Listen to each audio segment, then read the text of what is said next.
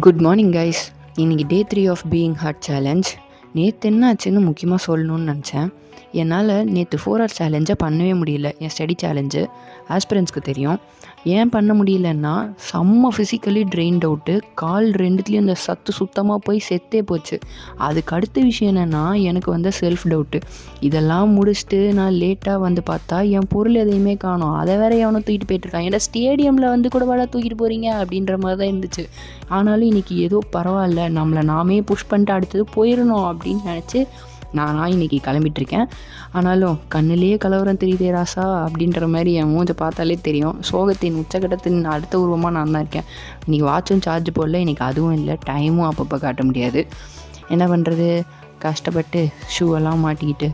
இன்னும் இதில் ஒரு முக்கியமான விஷயம் சொல்லணும். அது என்னென்னு பார்த்திங்கன்னா, இந்த காலங்கத்தால் எழுந்துக்கிற பழக்கமே என் வாழ்க்கையில் இது வரைக்கும் இருந்ததில்லை. போர்டு எக்ஸாமுக்கு கூட ராத்திரி உட்காந்து படிப்பேனே தவிர காலையில் எழுந்து நான் ஒன்றுமே படிக்க மாட்டேன்.